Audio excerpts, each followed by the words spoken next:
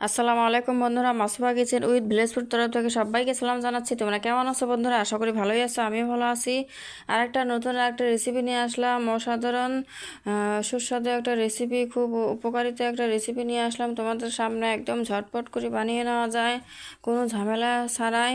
চলো দেখা যাক বন্ধুরা কীভাবে এই রান্নাটা করে নিলাম আমি একদম সহজ উপায়ে। একদম যে সে সবাই পারবে, যারা নতুন তারা অবশ্যই পারবে বন্ধুরা। সবাই দেখে নাও, যারা নতুন আছো আমার চ্যানেলে প্লিজ সাবস্ক্রাইব করে পাশে থেকো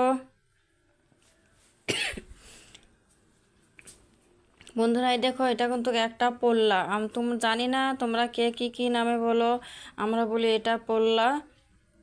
এটা দিয়ে আমি রান্না করব। এই যে পোল্লাটা কিন্তু একদম টাটকা বাজার থেকে আনা হয়েছে। এগুলো আমি ভালো করে উপরে ছালটায় আর কি ছিলে নেব বন্ধুরা। তোমরা দেখো কিভাবে আমি ছিলে নেই, খুব সুন্দর করে ছিলে নেব। এই যে খুব সুন্দর করে ছিলে নিয়েছি, দেখতে পারছো তোমরা। খুব সুন্দর করে ছেলে নিয়েছে বন্ধুরা। এইভাবে যেভাবে আমি এই রান্নাটা করে নিব, একদম সহজ উপায়ে, খুব টেস্টি হয় খাইতে। এই দেখো আমি কিভাবে তুলে নিয়েছি। তোমরা বটিতেও করতে পারবা, যেগুলো ছুরি সাহায্য করতে পারবা। এটা এইভাবে,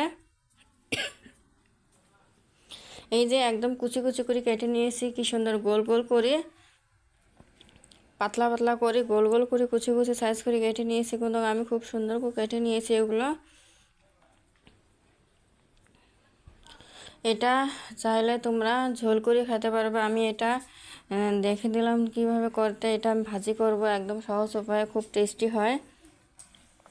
এইভাবে ভাজি করে নিলে যে সে খাইতে চাইবে, আর গরম ভাতের সঙ্গে তো খুব টেস্ট। এই যে উপর দিয়ে আমি লবণ ছিটিয়ে দিলাম বন্ধুরা, দেখতে পারছো 2 চামচের পরিমাণ লবণ ছিটিয়ে দিলাম।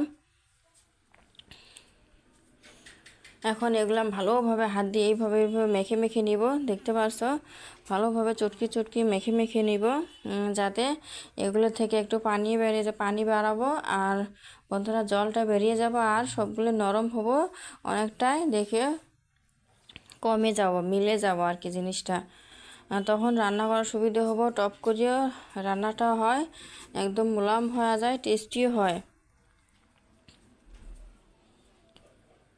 এই দেখো একদম এক বাটি আসল, পুরাপুরি ফুল ফুল এক বাটি আসল বন্ধুরা, বড় সাইজের। এখন দেখো কমে কতটুক হয়েছে বন্ধুরা, দেখতে পারছো।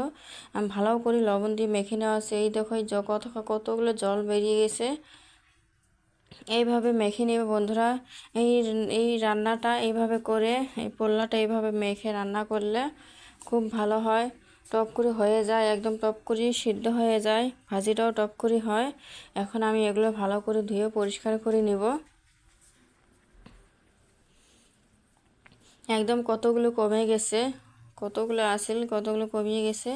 এই যে সরিষার তেল দিয়েছি, মরিচ পেঁয়াজ দিয়েছি আমি অফ ক্যামেরা। এখন এগুলো একটু ভেজে নিচ্ছি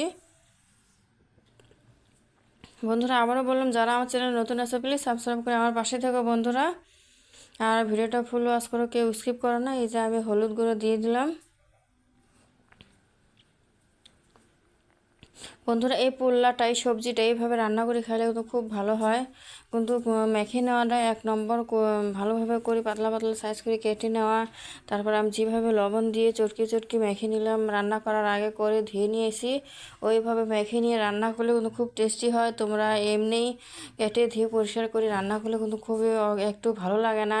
এইভাবে লবণ দিয়ে আগে মেখে নিয়ে তারপরে ধুয়ে পরিষ্কার করে নিবে, নিয়ে এভাবে রান্নাটা বসিয়ে দিবে। তারপরে দেখবে খুব টেস্টি হয় এই ভাজিটা। আর যদি চিংড়ি মাছের সঙ্গে করে নিয়ে যাও, তাতে আরও অনেক টেস্ট। এই দেখো ভালো করে আমি মেখে নিয়েছি, লবণ টবণ দিয়ে নেড়ে চেড়ে নিয়েছি, ঢাকনাটা দিয়ে দিলাম।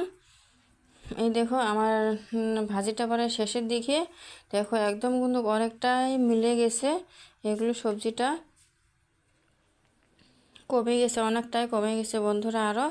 এখন আমি লাল লাল করে এগুলো একটু ভালো করে ভেজে নিচ্ছি আমি, তলায় যেন লাল লাগে, তাহলে কিন্তু ভালো লাগবে না, পোড়া পোড়া একটু শার্ট করব।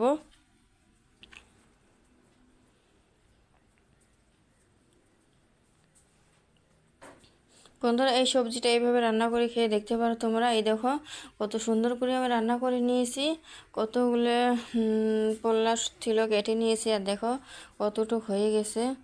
ভালো করে মেখে নেওয়াটাই এক নম্বর কথা। আগে রান্নার আগেই এইভাবে মেখে রান্না করলে ভালো হয়, খাইতেও টেস্ট হয়। একদম মিলে গেছে, দেখো বন্ধুরা কত সুন্দর হয়েছে।